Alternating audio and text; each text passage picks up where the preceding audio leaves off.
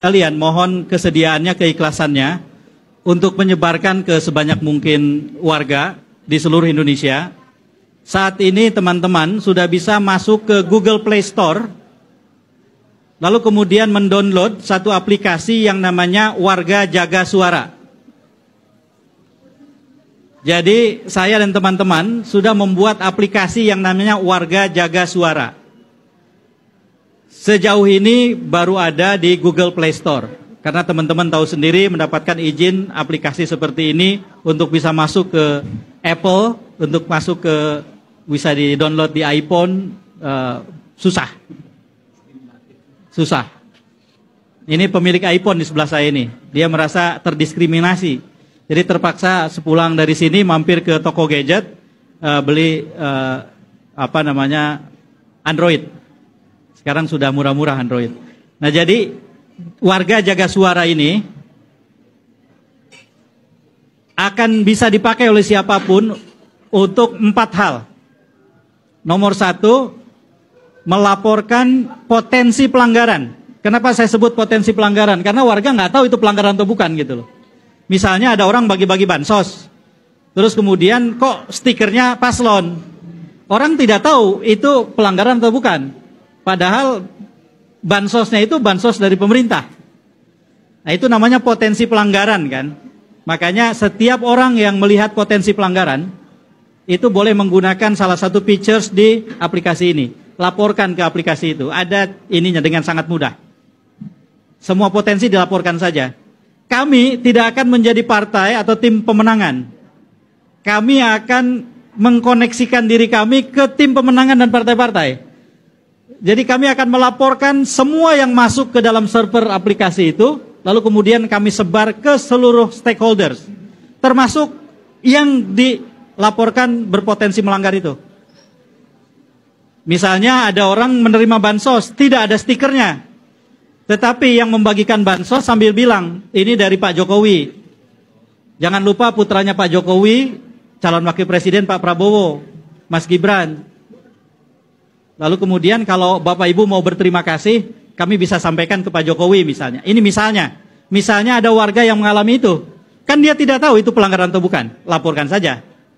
Nah, jadi itu features pertama di aplikasi itu. Kita tidak meminta semua warga tahu persis aturan mana yang melanggar atau tidak. Tidak. Apapun boleh dilaporkan. Nanti di aplikasi ada sistem yang mengkurasi atau memfilter. Yang sudah jelas melanggar, berpotensi melanggar, laporan biasa. Tiga-tiganya insya Allah akan kami kalibrasi atau apapun namanya ke semua stakeholders. Kayak tadi misalnya stikernya itu paslon nomor 2. Kami tetap juga sampaikan ke paslon nomor 2 sejauh kami dikasih akses. Jadi prinsipnya adalah ini kerja warga, bukan kerja partisansip berdasarkan pemihakan. Itu nomor 1. Nomor 2, di hari H, bagian penting dari penghitungan suara adalah C1 plano. C1 plano adalah kertas plano yang ada di TPS, yang kemudian akan ditulisi. Dan Pilpres, kalau tidak keliru, itu akan dihitung pertama. Sehingga tidak perlu menunggu untuk yang terlalu lama untuk bisa melihat pengisian C1 plano Pilpres. Karena Pilpres duluan. Lalu kemudian di situ akan dihitung. Pada saat selesai perhitungan, warga yang ada di TPS, kami dorong, kami anjurkan memfoto menggunakan aplikasi itu, C1 plano di TPS-nya. Maka langsung terkirim ke kami semua itu. Itu yang kedua. Terus ada yang bertanya, KPU kan menyediakan aplikasi khusus untuk memfoto. Sehingga C1 plano nanti ketika difoto pakai aplikasi dari KPU akan muncul nomor registrasi foto. Tidak masalah. Kami tidak akan menggunakan foto C1 plano itu sebagai alat bukti ketika ada dispute atau ada pertentangan di dalam rekap. Atau di MK kemudian. Bukan. Ini adalah alat untuk melakukan perhitungan cepat berbasis warga. Bagaimana kalau di satu TPS ternyata banyak yang mengirimkan foto C1 plano? Tidak masalah. Karena tidak akan muncul menjadi perhitungan yang berganda. Setiap orang yang nanti masuk ke dalam aplikasi, kebetulan saya sudah download, masuk ke dalam aplikasi, di awal ketika mendaftar, itu diminta untuk memasukkan domisilinya berdasarkan KTP, artinya berdasarkan DPT juga itu, sampai dengan memasukkan desa kelurahan. Sehingga ketika yang bersangkutan mengatakan TPS 19, itu dengan sendirinya masuk ke TPS 19 kelurahan atau desa tertentu yang spesifik. Kalau ada 10 foto yang terkirim ke aplikasi dari TPS yang sama, maka 10 foto itu tidak akan muncul 10. Tapi aplikasi akan memfilter, mengkurasi, muncul hanya 1. Dihitung pun hanya 1.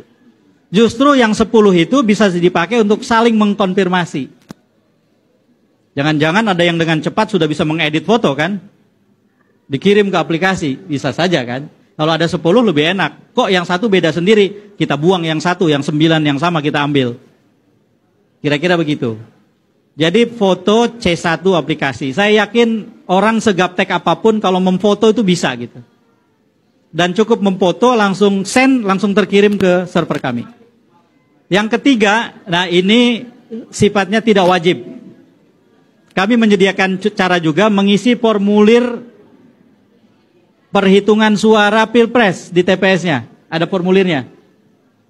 Jadi kalau ada yang mau membantu lebih jauh selain foto C1 plano, sebaran suara Pilpres di TPS-nya dimasukkan ke dalam form yang sudah disediakan di aplikasi itu. Kirim.